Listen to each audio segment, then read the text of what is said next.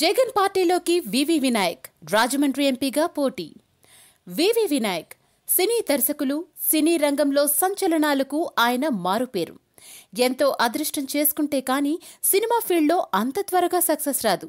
అలాంటిది వివి వినాయక్కి మాత్రం మొదటి చిత్రం ఆదితోనే సక్సెస్ని సొంతం చేసుకున్న ఘనత దక్కింది. రెండో సినిమా అయిన దిల్, మూడో సినిమాగా నందమూరి బాలకృష్ణతో, చెన్నకేశవరెడ్డితో వరుసగా హ్యాట్రిక్ ని సొంతం చేసుకున్నారు వినాయక్. దీంతో ఆయన నిర్మాతల, హీరోల, ప్రేక్షకుల హాట్ ఫేవరెట్ డైరెక్టర్ అయిపోయారు. వినాయక్ స్వస్థలం పశ్చిమ గోదావరి జిల్లా చాగల్లు. వినాయక్ తండ్రి చాగల్లులో సినిమా థియేటర్ నడిపేవారు.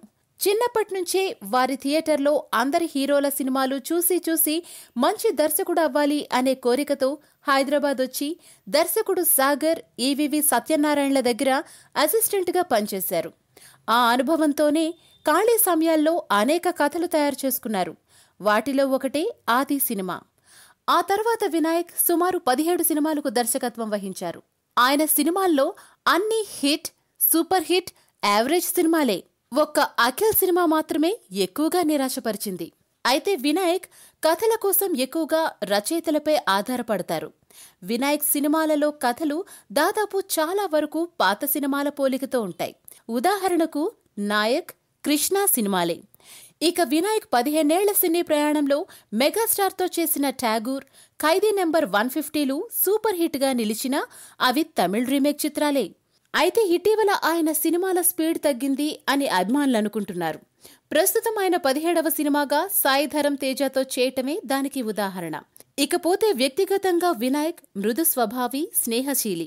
తన తండ్రిని సర్పంచ్ చేసి కుటుంబ బాధ్యతలు నెరవేర్చిన వ్యక్తి.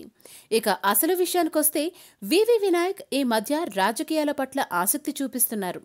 ఇటీవల వైఎస్ఆర్సీపీ అధ్యక్షుడు జగన్మోహన్ రెడ్డి స్వయంగా తానే వినాయక్ ఇంటికి వెళ్లి రహస్య మంతనాలు జరిపారు.